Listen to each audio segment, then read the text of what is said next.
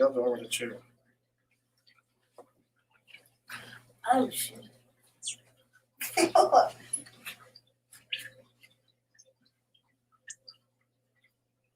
able to see me? You able to see me now?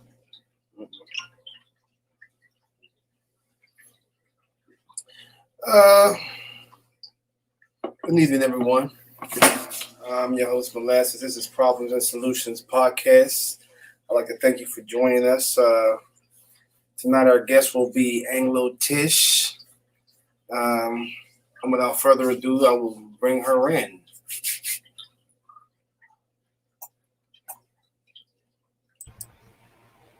Hello, hello.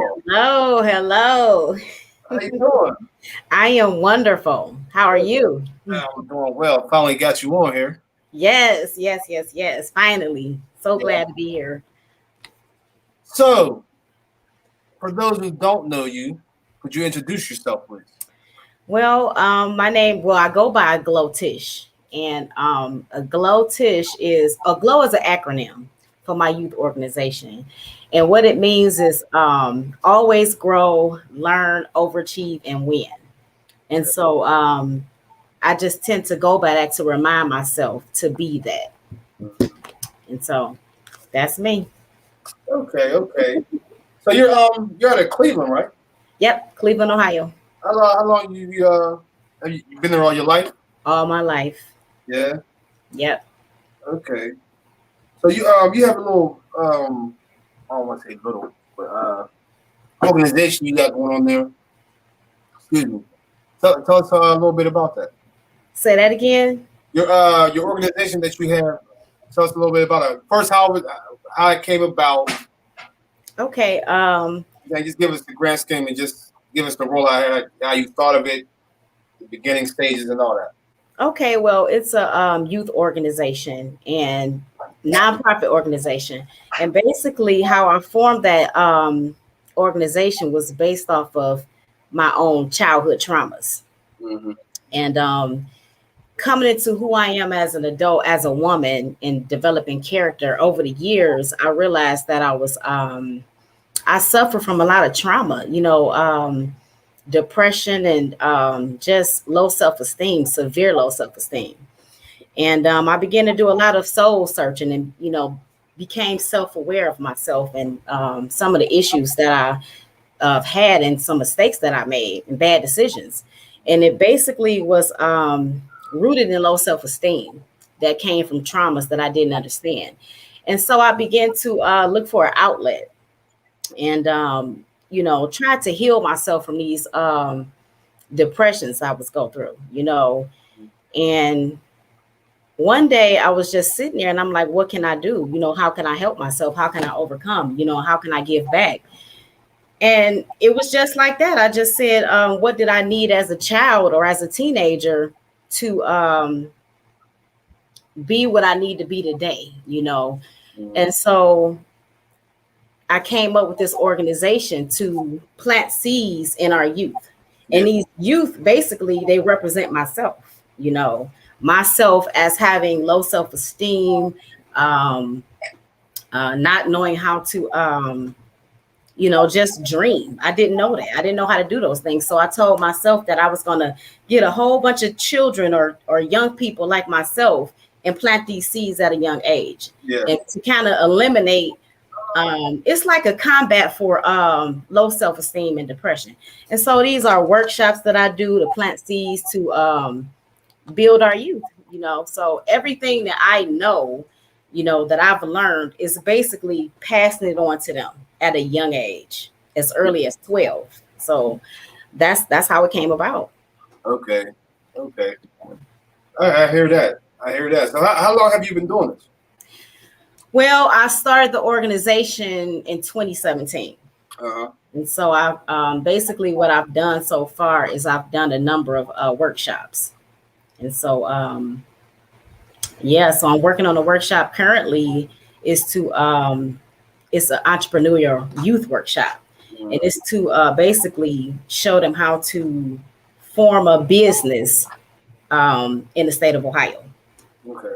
But not just that, because at a young age, they don't know. It's like to help them build, bring out hidden talents. Okay. Because like one of the reasons why I suffer from low self-esteem, because I didn't feel like I had anything good in me. I didn't think I had any gifts. I didn't see any talents in me. I didn't know how to dig in me to find something good. And so as a result of that, I wasted a lot of potential and time at a young age. And it made my low self-esteem worse. So now it's not just about teaching them how to form a business, but it's how to bring out hidden gifts and talents in them at a young age, and then form a business out of that. So for example, you have some young girls, they like to craft, they like to make bracelets. So now that you like to do that, let's see how to form a business out of it. You know what I'm saying? Because I'm a firm believer. I really believe that if I would have known the things that I know now at 15 years old, I'd be a millionaire. Yeah. I really believe that. I really believe I would be a millionaire. So that's basically what I'm trying to do. Everything that I have in me, I'm trying to pass it on to them at a young age.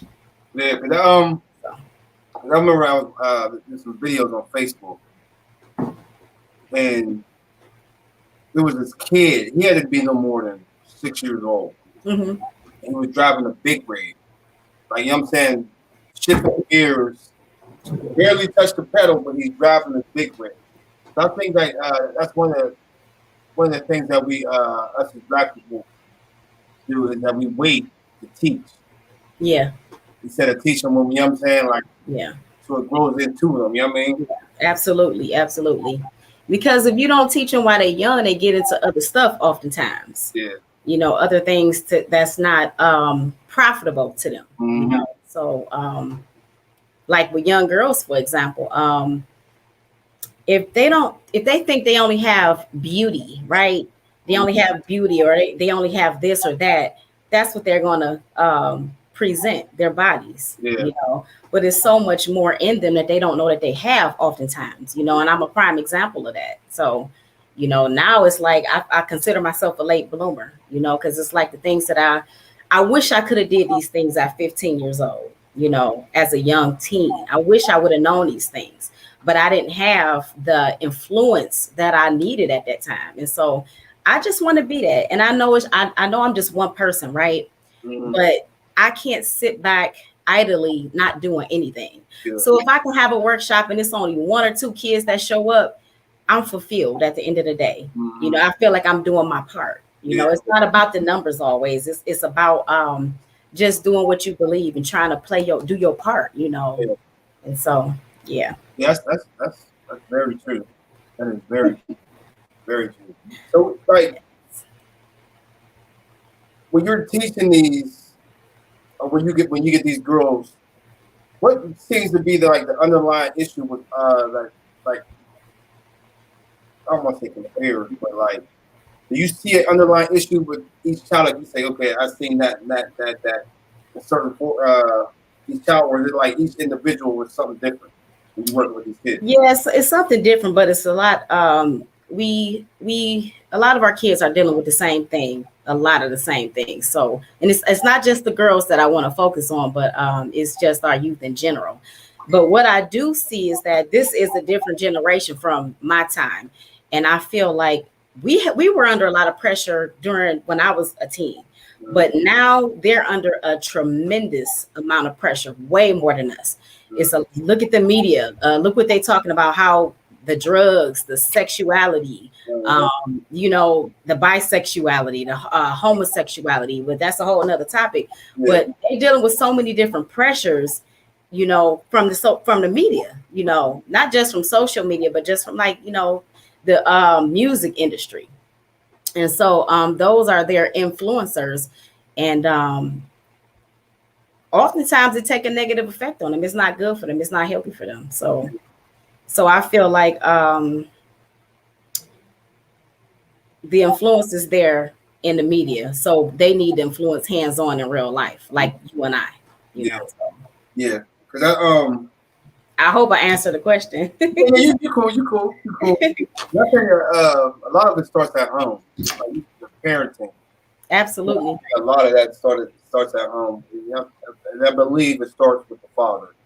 Absolutely. So, I'm glad you said that because, oh man, see, I forgot to say that. That's one of the main things because I can look at myself. That's all I can do is look at myself. My father was absent. Not only was my father absent, my uncles, brothers, cousins, they did not play an influential role in my life. They were not there actively. Okay, for whatever reason. And this is not to throw them under the bus.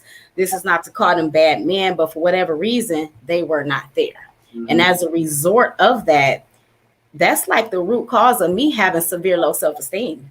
Okay. And early on is why I chose made bad decision in picking men and boyfriends. And so because I had no example of what a good man looked like, right? I had no example of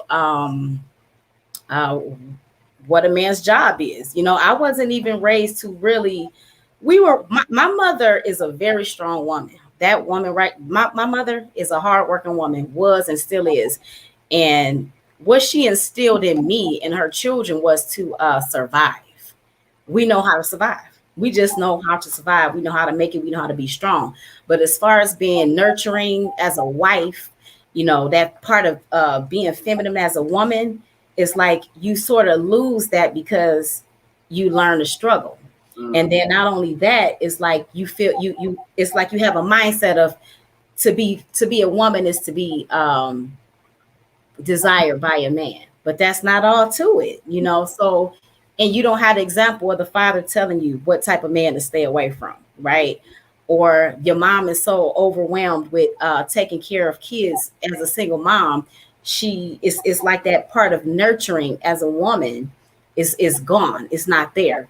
And so I see a lot of our youth, our young women today struggling with the same thing. And then so that goes off into it's a trauma, and then you grow up and get in relationships, and now all this residue from not having a father, from your not being properly nurtured, all the things you went through is a residue on you. And oftentimes we walk in this and we don't even know it. We don't even realize it. That's how I was. And so as I said, I'm a late bloomer, but this is what our young women and our young men are dealing with. It's not just the young girls, it's also the men, right? Because the men, they didn't have their fathers there. Yeah. Then they didn't have their fathers there. And so now as a result of that, the mothers might have raised them kind of bitter or kind of hard because I'm just surviving. I'm taking care of these kids. Ain't no man here helping me, and so it's like now he's looking at his mom in a certain way. He's looking at his dad in a certain way. He comes up and he have a certain viewpoint of women because of what started with his mother, so these are the issues that I like to tackle and deal with outside of what I'm doing with the youth organization, because it starts there though. But that's why I targeted the youth, because that's where it starts. That's where we need to break the strongholds, right? That's where we need to break the generational curses, right? And so because if we don't start with the youth, it's going to be a continue on with the cycle, so that's what a glow is all about. Sorry about that. That's my phone. I'm sorry. Sorry about that. No, cool. That's what a glow is all about. A glow. So it's all these workshops, right? It's not about just giving a speech. Yeah. It's about demonstration, hands-on. And so that's what I'm about, It's different when you got a platform and you can send a message over the airways through typing a message and people can read it. Yeah. But it's totally different when you sitting down face to face, or when you in an atmosphere where you got resources at your reach, right? And in-person people that's sowing into your life or planting seeds into you, or encouraging you, or pushing you and motivating you. And so that's why I love to do the workshops. Okay. All right. Yeah. So there was a question I wanted to ask you.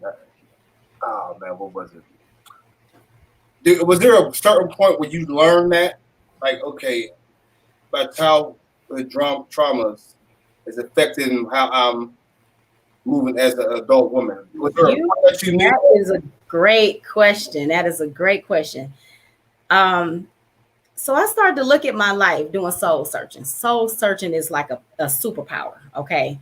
I started asking myself, why am I ending up in these bad relationships? Why am I making these bad decisions? Why do I feel this way about myself? So my decision and the choices in men and relationships that I got into was a result of what I felt about myself on the inside and my self-worth. And so I just began to look at myself and do soul searching. And that's how I was able to pinpoint these traumas. Okay. And I had to look at myself in the mirror and say, wait a minute, why am I so angry? Why am I responding the way I am? Why am I, speaking out of turn? Why am I doing the things that I'm doing? And it went back to my childhood as early as 9. It went back to me still being angry about my father not being there, or this person doing this and this person doing that, or me just not feeling smart enough, So I look back like, okay, if I don't feel intelligent enough, it's up to me now. It's a blame thing you go through. It's a guilt. It's almost like steps. First, you start to point the finger and blame. Well, my father wasn't there. My mother wasn't there. I didn't have a good support system. And then you get to a place where you just get tired of feeling like you're living beneath your potential. And that's when you begin to really do the soul searching and really start to work on yourself and really look at yourself in the mirror and say, okay, it is what it is. My story is my story. I've been through what I've been through, but now what do I do here? Because now I want to get out of this place and I want to move to reach the pinnacle of my life of success. And that's how it happened for me, just doing soul searching and being real with myself. And honestly, being real with myself to say, well, yeah, I am hurt. It's okay to say, well, yeah, I am hurt by my father not being there. This did affect me. But at some point, you got to get to a place where you move forward from that, So, and a lot of us, we get stuck there. And so that's how it happened for me. So this is another question I wanted to ask, because some people don't know when that point is. Mm-hmm. Now, do you feel it was something that you learned in your past that brought you kept you wanting more? Because some people can get beaten so down that that's all they know. And that's what they're going to continue on. But was there something was there something in your past that you was taught to keep you focused on the good instead of just, It was a point in time. These are great questions. It was a point in time, and this is not that long ago, where I was stuck. Like people are stuck and just stuck. I was just stuck. And I call myself being stuck on the couch. That's what I like to call it. Just stuck and not being able to move and stuck in whatever my reality was at that time. And it was just pain, not wanting to let go. But for me and for anybody else, if I could say anything, you have to get tired of hurting. You have to get tired of being stuck. And it was just a point in time for me. It's like, wait a minute. I can't tell you how it happened. It got to be divine. It has to be divine. It has to be the Most High, because it was just something in me. And it wasn't no different day. It wasn't like something just happened and it was, something I met somebody or this. No, it was just something that clicked at me and said, I'm tired of hurting. And that's where I would say it was my Heavenly Father. That was my higher power. I would say that. And for other people that are stuck, unfortunately, I know some people, they stay stuck. And I don't know. Second childhood. Yeah, they say stuck forever sometimes. And, you can see a person that's 60 years old and still bitter about a relationship that they had 30 years ago. Yeah. And you would think don't you want to live? Don't you want to be free? Don't you want to feel good and have joy? Mm-hmm. And so I don't know the turning point that it is for other people. All I know is what it was for me. I got tired of feeling like that. I got tired of living beneath my potential, and I said, wait a minute. And once I started doing soul searching, soul searching is not always just about seeing negative things about yourself, right? Or admitting negative things. Soul searching is about also finding the good things in you. Yeah. I found out I had this gift and this talent. I found out that I do have some value. I do have some worth. And it's like I started to focus in on that versus what I don't have, how worthless I felt. And so I started to focus on that. And so that's where I started to put my time and my energy into, so. Okay. Okay. Yeah, that's interesting. Like, 'cause I've always wondered, like, why does it click in some and not others? You know what I'm saying, like, if we all have a greater power in us, Mhm. why does it some it just don't click, and some it just at some points it just, you know what I'm saying? Well, I'm a firm believer in what I found out is that it's purpose. Mm-hmm. I like to say my purpose is the antidote to my healing, my depression. And so I found out with myself, I can't just I believe in the Bible. I believe in reading scriptures and meditating and praying. But for me, I couldn't just read a scripture and just say, oh, all is well with me. I had to put some power and demonstration with it. So once I start actually being proactive and moving, actually doing some things like the workshop, right? Like doing my t-shirt business and all these other things. That's when I found out I started to feel better Mm-hmm. and overcome. So um, that's what I believe. I believe it's purpose that get you off the couch. It's purpose, you know. So um, as far as people that can't get unstuck and that can't feel purpose, that's a tough one, and that's why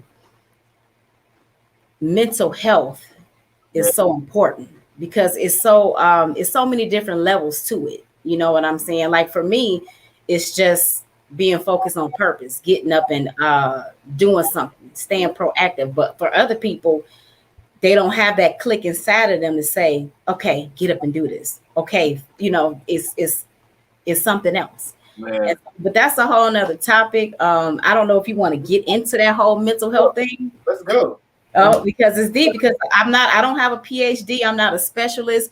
All I can tell you is how I overcame, you Yeah, know, okay. and I still battle with depression today. A lot of people, especially Bible believers and spiritual people, they don't like to use the word depression.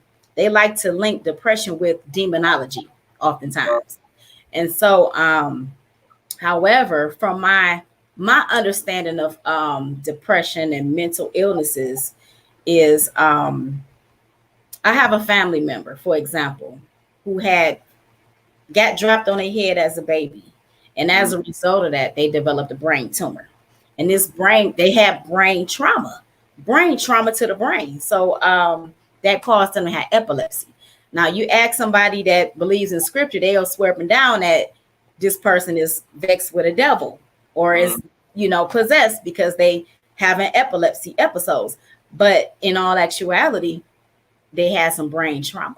It's just like if you fall on the ground and scrape your knee, you're gonna get a scratch or you can break your bone, you know. So it's the same with brain. So it's levels to mental health and mental illness. And so that one person, for example, that might be stuck on a couch, they might be dealing with some type of brain trauma, you know, that's preventing them, and they're not aware of it. And if they don't have a good support system around them, they'll stay stuck like that and not seek help, unfortunately. So, but that's my take on mental health. I don't believe that you should demonize all mental illness, you know, because I said if you demonize mental illness, you have to demonize all sickness, you know. Yeah.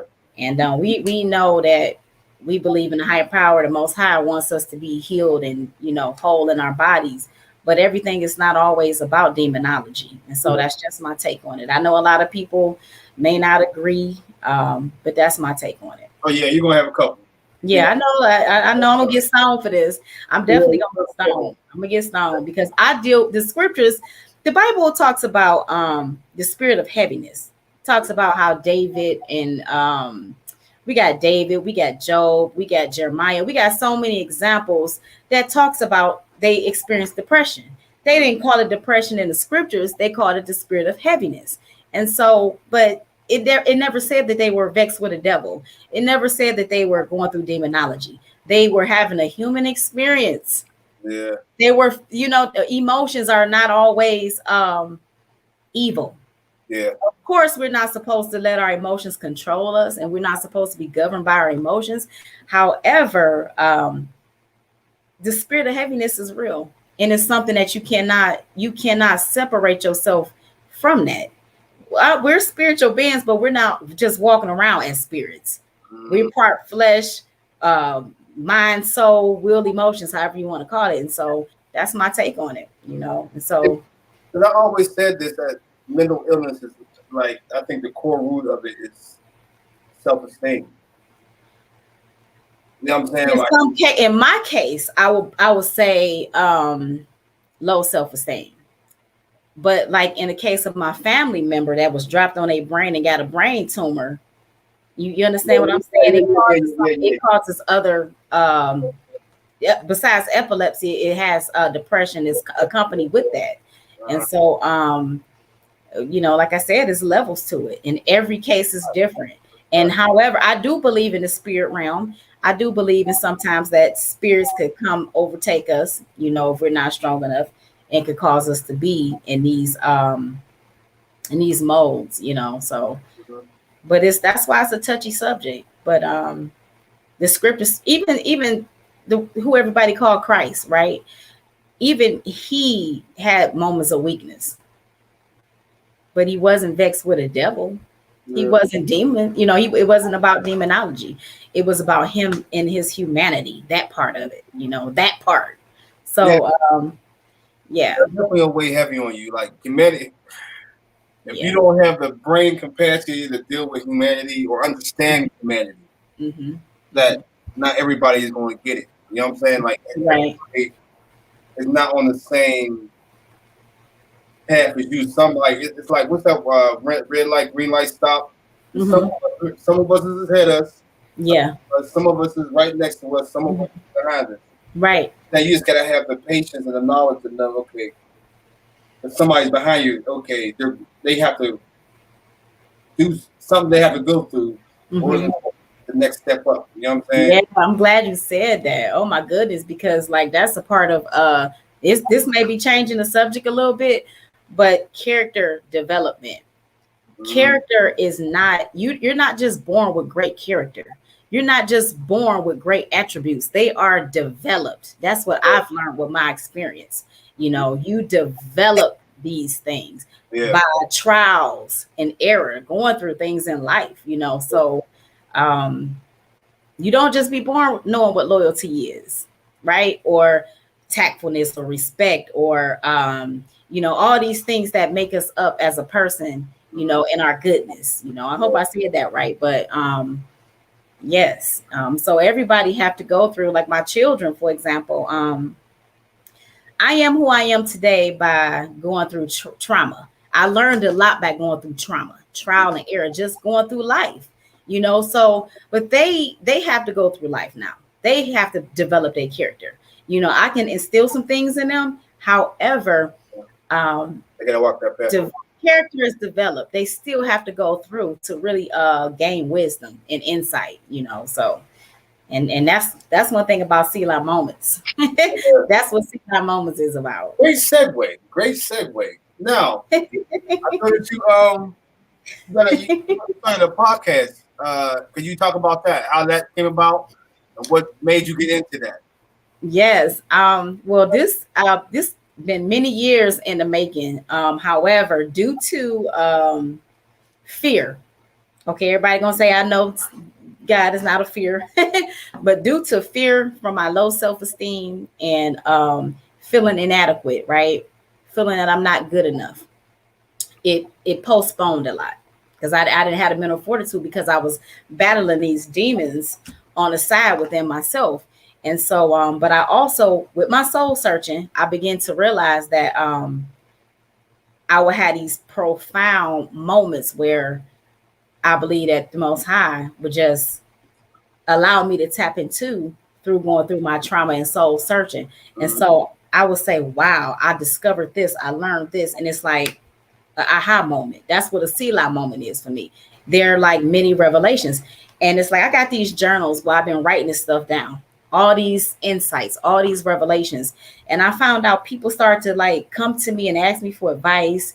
And I found out that I really had wisdom. I said, wow, as low as I thought of myself, through my trials and through my trauma, I developed this character and this gift of wisdom.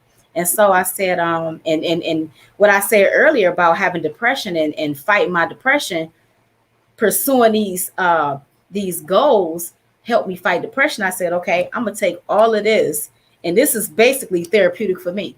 This is my therapy. This is like my prescription to my madness, you know. And so that's how I developed Selah Moments. And I said I need to share this. And I had many years ago, I had dreams and visions, prophetic dreams and visions that I said I was going to share, but I didn't know how I was going to share them, where I was going to share them. And as I got introduced to social media and these platforms, I told myself that this is a platform that I can use. And I'm a firm believer that, I hope I'm not going on too long. I'm a firm believer that as who we are as people, when you have something good, you should pass it on. I don't care how big you think it is or how small you think it is, you should pass it on with every platform and every opportunity that you get. So if it's a Facebook platform, Instagram, YouTube, pass it on. For me, it's like life support. And so that's how the Selah Moments came about. I may be walking at the park somewhere meditating, and I had was pondering on something and I needed an answer, and it dropped in my spirit. And that's a Selah moment, a moment of insight, a moment of revelation. And I said, okay, this is it. This is it, you know. And that's what I'm trying to do with that. Yeah, because I think there got to be a lot more people that I guess a place where somebody can feel comfortable. Mm-hmm. You know what I'm saying? And also learn something. You know what I'm saying? Yeah. Yeah. It's just the way I see it, there's not a lot of places where people can go, like where it's constant. It's always like moments of positivity. Yeah. Go where we can go where it's constant positivity. You know what I'm saying? Like, Mm-hmm. I think that's like you said, it has to be taught. Mm-hmm. You know what I'm saying? It has to be taught that, and I don't know where we lost it at. I mean, I have an idea, but it goes into conspiracy theorist type, you know what I'm saying? You said it might be another segue. Go ahead and say it. If you look at it back in Martin Luther King's days, the family was together. Yes. So that was the 60, what? When did Martin Luther King get murdered? Now you're going to make me think. Like me, I know my mother was alive when he passed away, and my mother is 62 today. She was born in 52. So it was back around, it was in the 50s. 50s, 60s. Wait, I think I said that right. Something like that. I think like it was like his movement was so strong and it was so together that they had to figure out a way to break it apart. Absolutely. So I think that there was systematically things done to break us up. Of course. Now, because it just the transition to everything is just like he died, then the crack cocaine came. mm-hmm. You know what I'm saying? Like so, the different eras. Yeah. Different eras. And then you planet. Mm-hmm. To, like dismantle us. Mm-hmm. And I think we're getting back to it because I see a lot of like younger black men with their kids now. Yeah. Well, this era, yeah, this era we live in, what I'm witnessing is, and I'm glad to be a part of it, is an era of consciousness. And I'm not saying that it began with us. I know it's been going on for a minute, but for me, it's new to me. I've only been conscious for probably about 5 years. And so, but with that said, I'm passing this consciousness on to my children. And so what you're saying is add to what you're saying. I'm conscious about the Black family and how it was broken up, right? Yeah. And the whole agenda. And so, when the conscious community is trying to restore that. And so, I absolutely agree with you. You know, and this is part of the problem and the plight of the so-called African American. Yeah. You know, so we need our men in the house. We need our husbands to be in position. We need them to be strong. We need them to be heads. We need them to be leaders, because when they do that, I was reading a post the other day, and it was a young lady said that she found out that she had more peace when she didn't have to be as stressed. So the more stressed she was, the more masculine she felt. And I can relate to that. And oftentimes in a single parent mother home, it's like you become like masculine because you're under a lot of stress. You're under a lot of pressure from not having that support system, or not even just the manly figure there. We were designed to have that masculine energy, to desire that masculine energy. And you guys was designed to crave that feminine energy. It's a balance. We need in our families today, we're off balance, as you said. And so being in a conscious community, I see that we are trying to get back to that and trying to restore that. So yeah, that's a good thing. All praises to the Most High. Yes. Now another thing I want to talk to you about is what do you think that is the dissection? Well, not the dissection, the split between Black men and Black women today. Like, what do you feel? You see my face? Yeah. The intensity in my face. It's levels. It's different things. Okay. Like I just said about the communication. There is a breach in communication. Mm-hmm. Women are so overwhelmed with trying to get through life alone as single parents, oftentimes, that they become angry. They become aggressive, right? They become bitter. And so now it's like when you become this, how can I say it? In this mindset, you just try to navigate through life how you can. And oftentimes it's aggressive because you got survival mode on. You don't know how to relax. You can't operate in your divine femininity.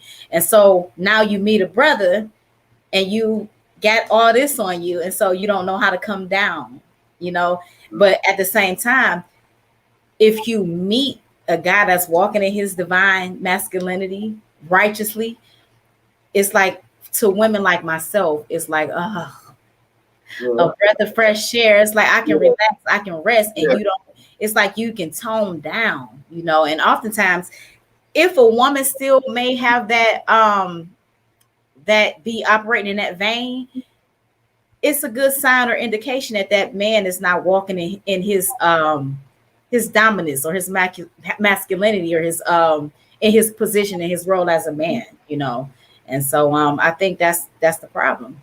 I think we need to go back to I wear pink a lot, right? Pink is one of my favorite colors now because it's so feminine to me. It just makes me feel so girly. I love it.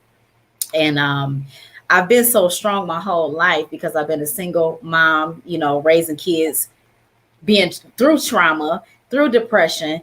And now it's to the phase where I'm in a season where embracing my divine femininity, and it feels so good. And it's like, even though I don't have that man here yet, it's like I'm preparing myself, and it's necessary for that balance, because I know once you do the soul searching, you know that your life was off balance. At least mine was. And so now it's like, okay, I'm getting it. I'm finally getting it. Because I hear a lot of brothers say, well, she too aggressive, and she too bossy. She not submissive. She won't listen to me. She don't know how to talk to me. And that is so true. And so in most cases, and I can relate. Yeah. But now it's like, baby, let me get on the passenger seat and you take the wheel. Because I want to operate my divine femininity. I don't want to be aggressive. I don't want to be masculine. I don't want to be too aggressive. You know what I'm saying? So yeah. Another thing I think that women need to watch out for in those men. Most of the time, they're seeking control. Mm-hmm. They want you to be calm. You know what I'm saying? Mm-hmm. I believe, like, one of my favorite movies is Coming to America. All the time. Bark like a dog. All the time. And in that scene when he was asking her, like, what do you like to do? Mm-hmm. You know what I'm saying? It's like, I like, you like. You know what I'm saying? I don't. want that. Yeah. Where you're doing everything I tell you to do. Mm-hmm. And Yeah. that's what we got lost in. I don't know where we got lost in this. Is that control is them being quiet and putting in the corner. There's no balance in that. It's 100% you. Mm-hmm. Well,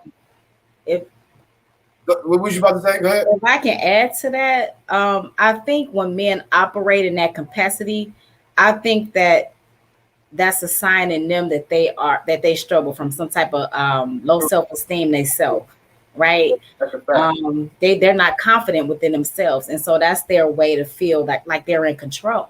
Yeah, And that's a false sense of that's a fact. leadership. I don't know. That's a false sense of headship to me. Yeah, that's a fact. Yeah. I think a lot of us go into that thinking, and then a child see this and they think that's how it's supposed to be too. Yeah. Like the man supposed to be the head of the house, but I think that he's supposed to take what's the word? Not advice, but like, okay, but what you think about this? Mm-hmm. You know what I'm saying, like to come up with the ending solution. Then okay, Mm-hmm. I'll take it on my back, and then you know what I'm saying. Mm-hmm. I think like we had a false sense of manhood. Yeah, definitely. And if we really operate with common sense or the spirit, it's like your woman is just there to add. We add to each other, and you should really hear from your woman because she's a part of the balance. Yeah, It's a balance. You know, I know the scripture speaks of, it says a false balance is abomination. Anything if it's off balance, it's just gonna be like that, you know. And that's why these men operate the way they do. Well, like you say, like the woman in Coming to America, and the women, like I said, that's too aggressive and that's too, you know, because it's not a balance, it's not a proper balance. So that need to be restored, and a balance that cannot be restored into a person until they do their own personal self-evaluation and soul searching. Because some of these brothers and some of these sisters, you can't say nothing wrong with them. They don't think that they have an issue. They think that they're okay the way they are. They don't think that there's room for improvement, right? the mirror's a hard place. Exactly. And so that's the issue. I think that the best place is the mirror, right? Yeah. And you can look at yourself, because you can't be your best self if you don't do that. You know, you got to be able to admit where you are, where your shortcomings are, and then be ready to work on them. So that's me. When you want the best, when you get tired of settling for whatever you were in, you start going for that. You start fixing yourself. You start working on yourself, you know, and it's a beautiful thing, you know. And I wish, like for me, I'm 43 years old. I wish it would have happened for me earlier. But at the same time, I'm grateful for my struggle, because it's like it packed me with wisdom. It packed me with character, you know.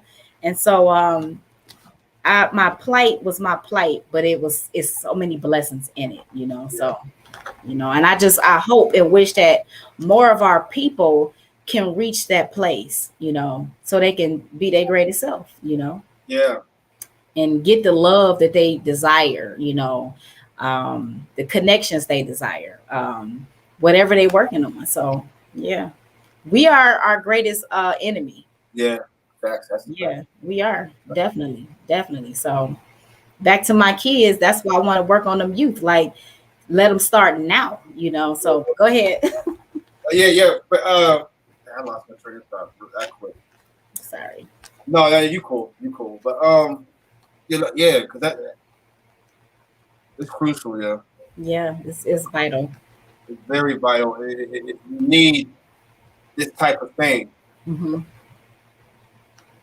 to. They got to see it too.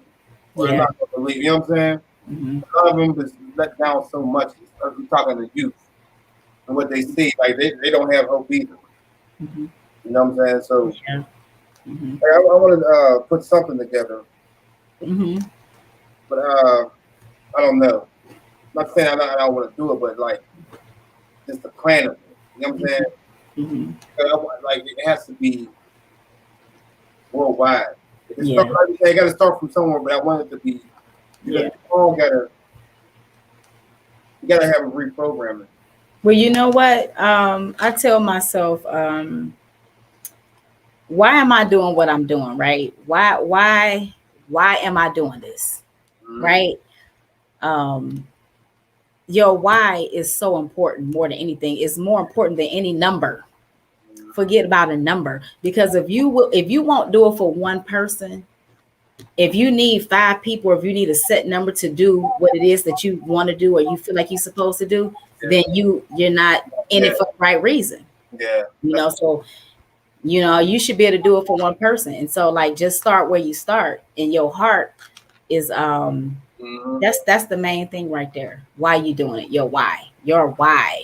Yeah. I didn't know my why. Just to get back on this, touch on this for a second again.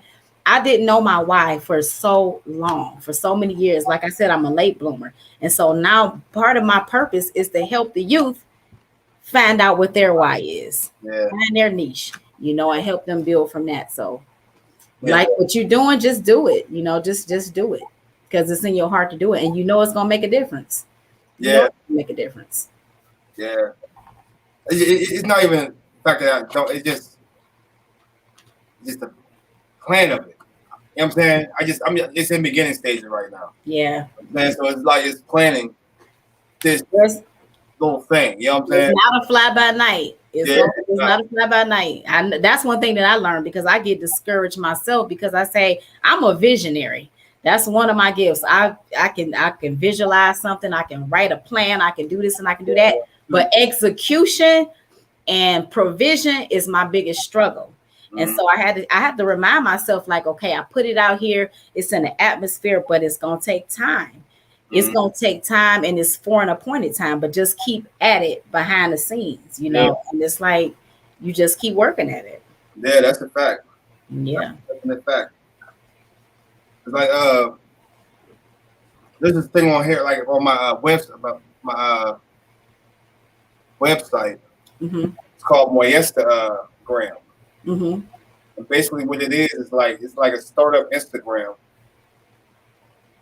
Instead of like, I want the pictures that go in there now to be the pictures of us in our kingdom moments or queendom moments. I love that vision, by the way. I love it. You know what I'm saying? Like, Mm-hmm. and it's somewhere where like the kids can go, or even adults, like with low self look at pictures, and they'll build up. Like, you know what I'm saying, just seeing these pictures of just good things. Yeah. You know what I'm saying? Yeah. So this is I want to incorporate that into this. You know what I mean? Mm-hmm. This is all part of it. It's all in the mixing pot. Well, talk more about it. Let me hear a little bit more about it. Well, maybe we can partner a little bit, Well, what Moyes Lifestyles is mind of y'all self-established lifestyle. So basically, what this is like, what's your cable provider? Is it WOW? Yep. What is it? No, it's I always forget it. I always forget the cable, because I don't got cable. I just use the Wi-Fi. Okay. So, in this case, Xfinity. Spectrum. That's what it is. Okay, Spectrum. What Moyes Lifestyles is Spectrum. Okay. Problems and Solutions is HBO. Hmm. You know what I'm saying? So network, a whole network. A whole network of different things. Yeah. And over here I got music. Mm-hmm. I got movies. I got the podcast. So it's like a spectrum of everything under this umbrella. So when you come to this, you're gonna get what you need. Mm-hmm. You know what I'm saying? With the podcast, with the Moyestagram. That's dope. That's really dope. With the music, with the movie, because I got Moyes Films on here. Mm-hmm. And I feel like, why we always give our stuff away, We got to support each other more, because we're going to stay in the same position. That too. But it's like, once we get something, you run to it with our hands like, here. How much you paying for it? You know what I'm saying? If you hold on to that, you'll crack the system, Well, that's a huge issue within our community with supporting each other. So, man, that's a whole nother topic Yeah, it is. because we struggle with that greatly. You know, I'm trying to. I can do better myself, but I'm trying to support more in ways that we can support. Sometimes it's like, you know, you may not have. It's not about finances. It's not about things that people think is support. It's about just acknowledging sometimes, Yeah. encouraging sometimes, encouraging, speaking life, showing your presence, showing up, you know, just showing up sometimes, you know, your presence means so much. That's support alone. Yeah. So sharing, liking, you Yeah. know, networking, partnering, collaborations. We are falling short in that area, and we could do better, a lot better. And until we do that, honestly, a lot of our organizations and business will stay where they at. They won't reach the a pinnacle, you know. So, But it also makes you think, because it also in the Bible says there's going to be a few of us left. mhm. So that brings it to the matter of like, or who's who. That's scary to me. By the way, that's scary. It is because it's like, because then it puts you in the mindset of Noah though. Like at some point he had to close the ark. Yeah. Like all them years, like yo, just listen. At some point, you gotta say, gotta close the ark. Well, I promise you. Let me just say this about that being chosen. Somebody asked me. I don't know if you're familiar with the scripture that says 144,000 being in the kingdom, right? And somebody asked me. They said, "Sis, are you a part of the 144,000?" I said, "I don't know. I hope so. Maybe." I said, "Prayerfully." And that's the attitude we need to have. Yeah. Humble, be humble, you know. But right after that scripture, after it said 144,000, it said a number that no man could number. So maybe I'm in that number. I said that to say, if it's based off of me just being really good all the time or doing everything right, I'm doomed. Yes. I'm doomed because I fall short a lot. And I feel like I am a product of mercy. But however, we are to strive to do things right, you know, to do righteousness. But I'm wise enough to know that on my best day, I need mercy. I need mercy because like that's just what I need. You know, I'm not going to turn this podcast into a Bible show. That church over here. You're gonna talk because like your experience is your experience. Nobody can prove. Wait, let me show you something right quick. Let me show you something. If your experience is spiritual, You see this right here? Yeah, I You know know what that is? Yeah, them fringes. I know exactly. But if I had these fringes on, that I could still do bad with these fringes on. Fact. When I take them off, I can do good. Yeah. Or vice versa. You see where I'm going with that? That's a fact. You see where I'm going with that? It ain't about your outward appearance all the time. It's about really what are you doing? Yeah, what are you doing? What are you doing? Yeah. You know, so yeah. But that's a whole nother topic right there. So we touched on a little bit of everything. We going all over the place. You come back and have a conversation about this. Because who are like in your walk with your with the Hebrews, who is your go-tos? The most influential people in my circle, well, I call it my circle, is one of the people is Keith Wilkins, Pastor Keith Wilkins, Divine Prospect. He go by Ron Shields. He go by Divine Prospect too, but his name is Ron Shields. It's so many people I don't want to leave them out. It's like my brother Othniel. It's I got a few people and I'm missing some names. His name is James. I forgot his last name, but it's some people that I follow and they are so man, they so profound. Zion Lex, you familiar with Zion Lex? I'm familiar with Zion Lex. I learn from them. I learn so much from them. Sometimes what they teach is it's just too much meat for me. It's too much freaking meat. And I have to be like, I have to really solely depend on the spirit or the Ruach because Like I can't comprehend like this. So it's like these are Selah moments, for example. Yeah. I'll be pondering on something that they may have taught or something that I came across, and it's like I never could get to understand it. And then one day, that's it, you know. But it wasn't me hitting the books for hours. You know, it might not have been me researching for hours, right? That's I don't know. So people may say, well, I don't know about that way, but that's how revelation and understanding come to me. But I follow them. They're great teachers. I love them. Yeah, I'm Ron. Yeah, Divine Prospect is he's one of my like main because I don't listen to many people.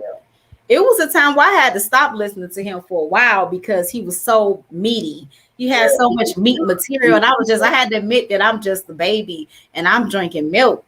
Like I'm on the baby level, and that's just what it is. But you know what it is? Like, you know how I came to terms with that? Is that everybody is their own genius. Yes, absolutely. Everybody's, you know what I'm saying? Genius. I'm glad you said that. Everybody has their niche that they is used for. Like, I feel like Ron Shields, he's like the teacher. Yeah. Like, there's a certain sex of people that are teachers. Yeah, absolutely. Sex of teachers like that are the prof. You know what I'm saying? Like we all got our special gifts. We all have our special gifts. So there's no one person right over the next person because preachers don't know as much as the, you know what I'm saying, the scholars. You know what I'm saying? Yeah. Right. Definitely. It takes I think once we realize that. Yeah. Instead of competing with each other, because we compete with each other a lot, and I think that destroys a lot of our. Yes, it does. Like it's the takeaway we should get from each other. Like I take away from Ron Shields, I take away from Keith Wilkins. Keith Wilkins is he's a genius and historian. Yeah. You know, in his area where he's a genius. I love Keith Wilkins. He is a historian. That's all I can say. He know the history behind the book. Yeah. Like Ron Shields or Zion Lex, for example. They can teach the Hebrew. They can teach the writings. They can help you understand that. So, like you said, everybody got their own special giftings, and I take from them. I take. You know, I eat and feast off of what they have. No. What started you in the truth? Oh my goodness. Well, I'm gonna share with you with mine, but go ahead. Years ago, I actually was a licensed ordained minister, and my title was evangelist. And I was in a Pentecostal church. It was the Pentecostal Assemblies of the World. It's a great big organization. And I was very, since I was a little girl, 9 years old, I always was curious and hungry for the unknown, if you will, for God.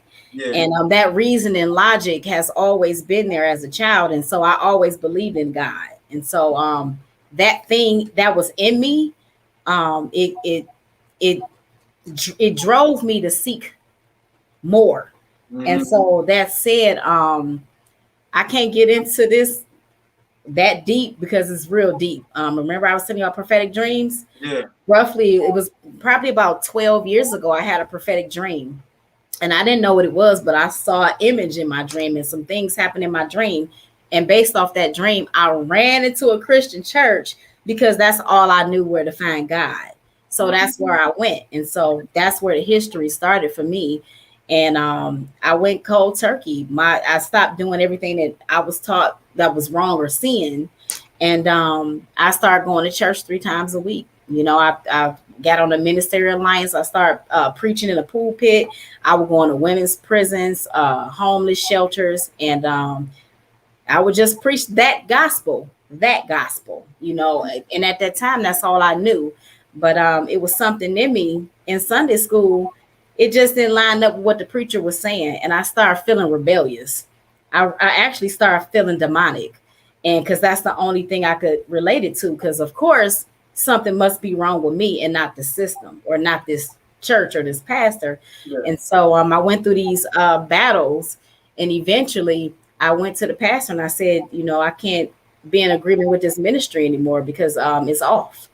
And I took some classes at that church, and I studied the priesthood, the garments of the priesthood. We had to do an essay, and we had to build a tabernacle from scratch. And it was with that and my dream that I had about 12 years ago, I began to realize that I had a call on my life, and that the Most High was really handpicking me and choosing me. And so I left the church cold turkey, and I said, this ain't it. And reading the scriptures, you know, it was just revealed. Like, what was it? Like, did you see something that was like, hold on? Or was this something you saw? It started with me recognizing that something wasn't right. It just didn't feel right in the church. And then when I started studying and researching, and I knew that this was off. And then I started getting into the studying of the Constantine and the origins of certain religions and holy days and things like that. And it added up with my dream and why I felt the way I felt. And that's where it began for me. And I sat up there, and I remember one day, like it was yesterday, I was reading my Bible and was reading about the Israelites. And I was like, that's me. It was just like that. I'm like, wait a minute, that is us. That, you know how the pastor say, make it real to you, make it relate to you when you read the Bible? Yeah. No, I felt like this was my people in the book. This is who we were. And it just hit me like a ton of bricks. And it's like, and I told myself, I'm never going into a Christian church again. If I go in a Christian church, I'm going hammering with the truth. And that's the only way I'm going. So I just stay away. Yeah. And that's how I came into it. It's more to the story. I can't really elaborate on it right now because it's real.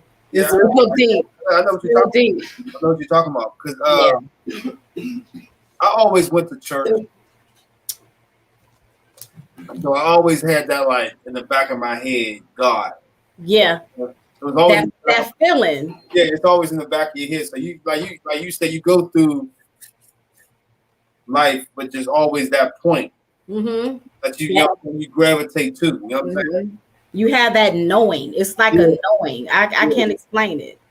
Yeah, it's a knowing. But how my younger brother got me into it, and he lives in Florida. So me and my wife, we were planning to go down there. I would always see him on Facebook. I would see the posts he would be making. So it interests me. You know what I'm saying? Like I never asked him, but like, what is he talking about? You know? What is he talking about? So like maybe a week before one time, we was about to go down there, and I'm a big science fiction movie watcher. Oh, me too. Greek mythology. And I love it. You know what I'm saying? All that always interests me. You know what I'm saying? And then I was on the computer late night one night, and it said giants. You started like that? That's how I came. Wow. You know what I'm saying? That's a way to start. You know what I'm saying? So like I said, it would interest me because that's what in my movie watching, that's what I watch. Yeah. I'm like, and then it went, you know what I'm saying? I ain't going to elaborate on here. People going to do your research on it. You know what I'm saying? But that's how I went into it. So I went into it with that interest. I want to see my brother like the next week. So that piqued my interest of, you know what I'm saying, what he was talking about. You know what I'm saying? Yeah. He went down there, and it just blew my mind of what he told me. You know what I'm saying? I was like, wow. You know, it's so interesting how we all came into the truth, right? You know, where we are, how it happened for us. It's so different. Our stories, they vary, you know. And but this is definitely a time of an awakening. Definitely. I know it's a lot of schisms and tarnishing in it. But however, this is a time of an awakening. Seriously. So just like we talked about Kanye West and you know what he said, we don't gotta go into that. But I didn't watch the whole video, so I really can't speak on it in its entirety. However, I watched a good hour and a half of it, and from what I saw, I enjoyed it. I saw he was very comfortable there. Yeah, and at the same time, he spit some gems. It's like you have to be I don't want to sound arrogant when I say this, but you have to be a special type of person to be able to understand where Kanye is coming from. Yeah. Maybe I'm just that weird person, but he spoke a lot of stuff. Like like, it's just like almost like, and this is no comparison. Trust me, I'm not making any comparison here, but it's just like Hamashiach, if you will, spoke in a lot of parables. And so like you got to hear him. You got to hear what you hear. You understand what I'm saying? You gotta, like, for example, people when you know about battle rap and things like that, right? Mm-hmm. People have their own metaphors and stuff that they use, and you have to be able to understand a language to get the message. Right. And that's just it. If you don't understand his language, you're not gonna get the message. I got my language, you got your language, and at the same time, we all imperfect. We all like people. You can say you don't like some stuff about me. I can say don't like some stuff about you. But at the end of the day, the facts are the facts. Mm-hmm. If I can still get some good gems from you. Yeah. You know what I'm saying? I can still eat the meat. What they say, eat the meat and spit out the bones. Yeah. And that's what we have to learn how to do with these artists, with just people in general. And so don't lose sight of that. Sometimes a person could do something so bad or mess up so bad or do something so stupid that we write them off completely. We got to stop doing that, especially within our own community and our own people, because I may fumble and mess up and say something real dumb, because I said a lot of dumb stuff, in my time, and I had to go back and change it. Yeah. But sometimes when it's put out there, people gonna take that and say, that's it. They're gonna write you off. You can't take it back. Unfortunately, that's how people are. Yeah. So that's my take on the Kanye. I think the man is very knowledgeable about things. I think he got his own demons he dealing with and he battled with. He has some arrogant points. He has some humble points. I saw a few things in there, but from my takeaway, I thought it was very good. There's a part 2. Yeah, it's a part 2. There's a part 2 coming this Thursday. Okay, I'm about to say, you seen it already? It comes up this Thursday. Okay. Because he was talking. Nori was talking about he got a surprise. And I think that's what the surprise was. You know what I'm saying? So it's a part 2 of that. Okay, that's good. Like that was a lot. Yeah, that was a lot. In his interview, like, you know what I'm saying. I love the first 130 minutes. I liked it. I enjoyed it. I was like, good, cool. Specific type of person to understand what he's talking about. Yeah. And let me say this in that regards, like battle rap, for example, and just like the versus challenges and things like that. You supposed to have a level of arrogance. Mm-hmm. It's a competition. It's a battle. You supposed to think highly of yourself. You supposed to put yourself up there. You understand when you in a competition. You understand what I'm saying? That's what the little bit that I know about battle rap. So you gotta be able to, you know what I'm saying? Yourself. You gotta tell yourself. You gotta know how to like turn it off. Absolutely. Well, let me say this also. He was giving a lot of shout outs to a lot of people. He had a lot of humble points as well. So I do think he do know how to turn it off. I think it's just how your perception of him is. Yeah. We all got a different perception the way we perceive each other. So but we can end that because I know people probably throwing tomatoes right now at the screen. All right. They throwing tomatoes at me. They're like, oh, she crazy. No, you ain't no cancel over here. Yeah. There's a part 2 to that. I'm interested to hear what he got to say. Cool. Yeah. He definitely dropped some gems in there. Yeah. Definitely dropped them. What's that in that glass though? Wine. You didn't invite me to the party. You didn't tell me to bring my wine. You know what? I'm sorry. What I'm a toast to, I ain't got nothing but some water over here. Toast to the water. Yeah, but I'm so glad that you had me come on this podcast and gave me an opportunity to speak what's in my heart and just to share what I'm doing. Yeah. I really appreciate it. Like, matter of fact, plug yourself in. Plug everything in. Plug everything in? Just plug media, what you got going on? Plug everything. Okay, well, I got the workshop that I'm working on. That's going to be in spring, and so I'm trying to really do it real big and nice for the youth. Where what I got planned for them is I got a really nice keynote speaker that teaches about financial literacy, how to form LLCs. He travels around, he goes to colleges, he goes a lot of different places. And this guy is he got to be about, I want to say 26, 27 years old. And so he's going to be one of my keynote speakers. And it's beautiful. They're gonna learn some things from him at this workshop. They're gonna get some free journals to, so they can write down their goals, their dreams, and their visions. I plan on giving them a nice t-shirt to leave. They're gonna have like a quiz to do about to help them with the gifts and talents inside. So it's like a little quiz that they'll do, and it's gonna ask them questions like, what's your favorite hobby, things like that. So just to help them pull out what's in them. And then I'm also going to have like a sheet where, some business ideas that they might want to do or some hobbies. So I'm just dropping jewels and planting seeds in the youth. And I got some other speakers that's going to be there. They're going to share what their brand is, and they're going to leave them with a word of encouragement. I'm trying to get a DJ, a nice venue, because I want it to be like a kickback atmosphere, right?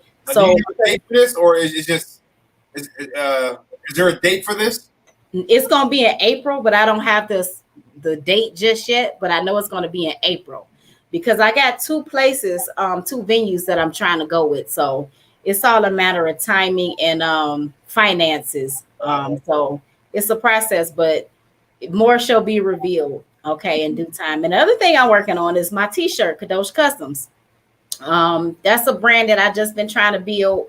And I kind of fell back from it a little bit because I didn't like the quality of the drop ship. So right now what I'm doing is doing more hands of it and making my t-shirts and things like that. And that's basically all I'm doing right now. And just trying to be an influential person to anybody that's in my presence, or that I come in contact with, or, that I come across. So tell them about the podcast.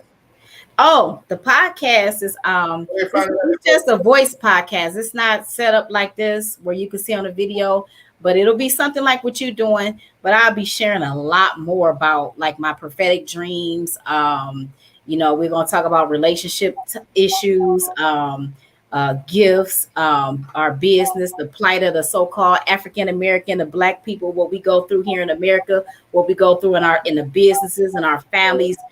Just different, a whole bunch of different areas. So it's just a podcast show. And I was thinking about doing it Friday, like every Friday, like a Friday night live, but it may be like on the Thursday. And so that'll be just right now, it'll be once a week. And also, tell them where's that? Huh? Tell them where it's at. Where they find it? Oh, well, you can find me right now. It's on the Spotify platform. Okay. And so what I can do is, because I don't have any episodes really just yet because it's brand new. Okay. And so and I'm trying, it's gonna be on YouTube and all that. And also I'm doing the Bible trivia. Okay. And so that's all I want to do. I want to do all of that once a week though, because I don't want to try to do it too much. So it'll be like the podcast show once a week and the Bible trivia, and that's going to be on the platform of I'm trying to get it to YouTube, but I found a platform here on Facebook, but just stay tuned for that. So don't be yawning. Don't be yawning. Don't give me the itis. Look into get you a website too. To put all that. Oh, my website is kadoshcustoms@gmail.com. Okay. And it both is spelled with a K. Kadosh is spelled with a K and customs is spelled with a K. So kadoshcustoms@gmail.com. And also my website. No, that's my website. My email is aglowtish@gmail.com. All right, so can you spell it out for them? Like, tell me. Kadosh Customs. No, yeah, good. Kadosh Customs is KADOSH Customs KUSTOMS @gmail.com. And they'll follow you on Facebook where? Facebook, Aglowtish, AGLOWTISH. Okay. Aglowtish. Yes, And my youth organization is a Glow Enrichment Center. So they can find that on Facebook as well. Okay. Yeah. So Well, I thank you for coming on. I thank you thank thank you for your jewels, everything you dropped when you gave us everything you had. I appreciate it because these moments right here, I wanted these to be moments in time so people can Yes. come back and listen. Thank you. You know what I'm saying, get information. You know what I mean? So this is what Yes. this podcast is for. You know what I'm saying? Mhm. So I thank you for coming on. Y'all go look her up, go check her out. We're gonna be doing some things in the future, and we're gonna leave like that. Thank you. Mm-hmm. Peace out, everybody. All right, thank you for coming on. Thank you so much for having me. All right. Bye-bye. Mm-hmm.